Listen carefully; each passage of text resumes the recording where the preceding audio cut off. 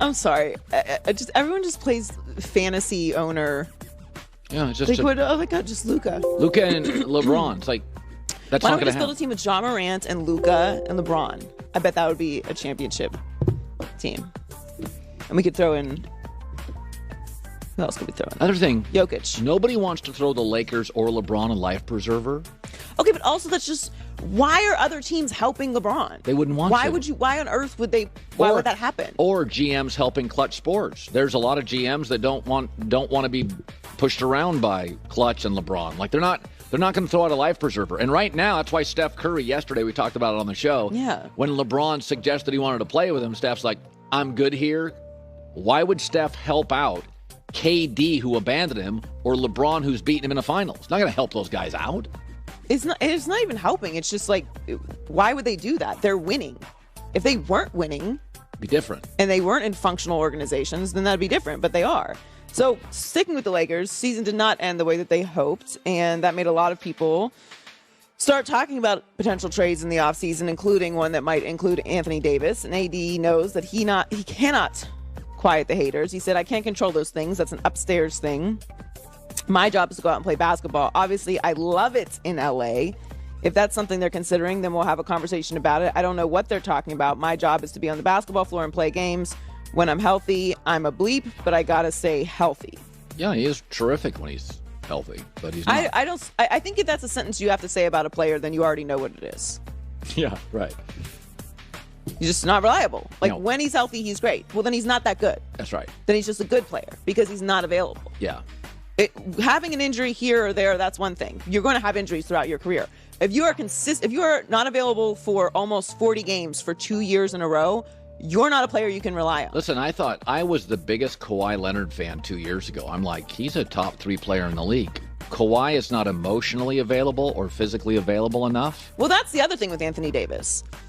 A lot of what's happened with the Lakers this season feels like there was a complete lack of leadership. For all the respect that we give LeBron James for being the team guy that he is and, bringing people together, and he does deserve credit for that.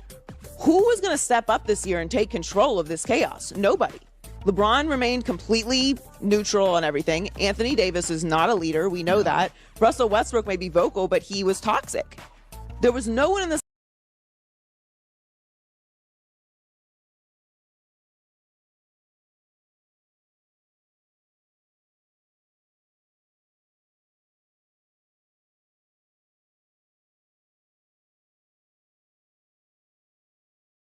locker room that at least maybe behind the scenes certainly didn't work.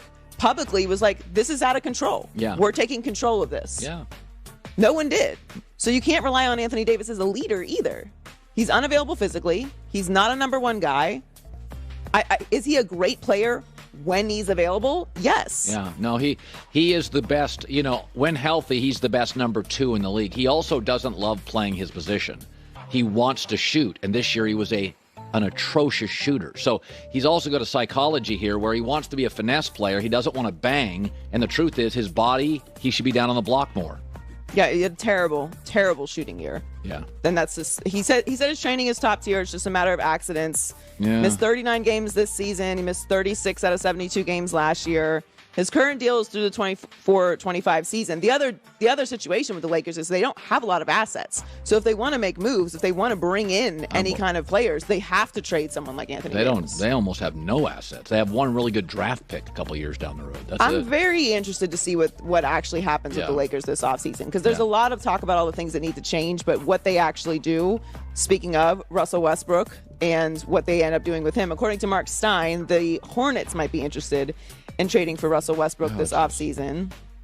Well, they have several players on longer-term contracts that they would prefer to unload for a more manageable cap. Terry Rozier is on a 4-year, $97 million extension. Gordon Hayward has 2 years remaining on a $120 million deal, and they also have Kelly Oubre on an 8-figure deal. So sending Russell Westbrook out would send out about $38 million in salary to the Lakers, any team that was trading for Westbrook. Now, Westbrook is a Jordan guy. Jordan's been a big admirer of his. I actually think this would be a good move, especially if they are trying to unload some of those contracts. Now, would the Lakers be excited about any of those players? Maybe, maybe not. But at this point, I think it's more than just the production that you're moving on from with Russell Westbrook. It's the toxicity of the situation. Yeah. So the Lions have not been successful for the last few seasons, really for a long time. And Dan Campbell doesn't think the team needs an elite quarterback to win in the NFL. Oh, great. He said, no, I don't think you need that. I think those guys like that are obviously they're special and they can certainly give you a better chance. But no, I don't believe you have to have one of those guys to have sustained success. Oh, jeez. I mean, listen, I feel bad for fans sometimes. Like, you and I work in the radio TV business. There are just certain things that are really, for instance, if you want to get ratings in this business, you better talk NFL at least half the time, even in the off season. Like, that's the foundation of our business. It is, if we were in London, we would talk English Premier League half the time. If you and I were in Toronto, we would talk NHL half the time. There are basics, fundamental basics to every business. You know, if you're a chef, have salt and butter always available. Put it on everything. If you're still fighting this as a coach, the best quarterback won every division. Some of the teams that won their division didn't have good O-lines, didn't have good pass rushes, didn't have... The best quarterback won every division. And if your coach doesn't get that, I feel bad for fans. Yeah, I came around on Dan Campbell last year, but this is kind of an outrageous statement. The entire league is spending all of their time and energy trying to find a franchise quarterback. It's not all you need, but it's like mostly what you need. Yes. Look at the Cincinnati Bengals. One of the worst O-lines in the league. Forget in the playoffs, in the league. One of the considered weakest front offices, owners. They don't have an indoor training facility in Cincinnati. But they got the quarterback right, and they have a couple good weapons. And they're in the Super Bowl. And could have won it. I mean, it was competitive with 4 minutes to go. I mean, look, I feel bad. I actually think it's a waste of time for us to have an argument about whether or not you need an elite quarterback. But isn't it discouraging? There was a time where you didn't. There was a time where you could win with the best defense in the league. Yeah. Or the best weapons. Or a strong running game. There was a time when you could do that. That doesn't exist anymore. The 3 of the top 4 rushing teams in the league last year did not make the playoffs. Half the league makes the playoffs. Couldn't make the playoffs. Top 5 teams rushing didn't win a single playoff game.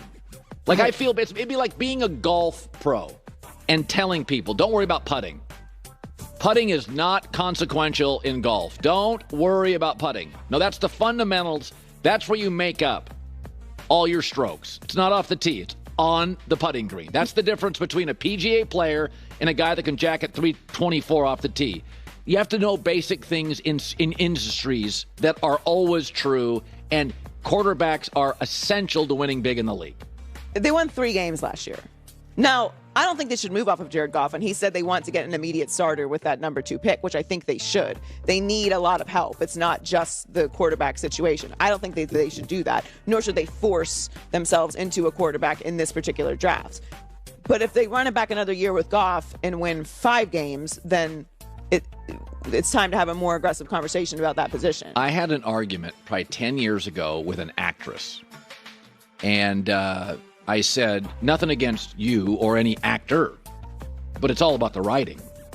Yeah. I said, that's why Tom Hanks has been in bad movies, because he had a bad script. I said, if it was just about acting, and that was the key to it, then the great actors would never be in bombs. Marlon Brando was in 7 great movies and 10 unwatchable, if at the time, straight to videos. It's the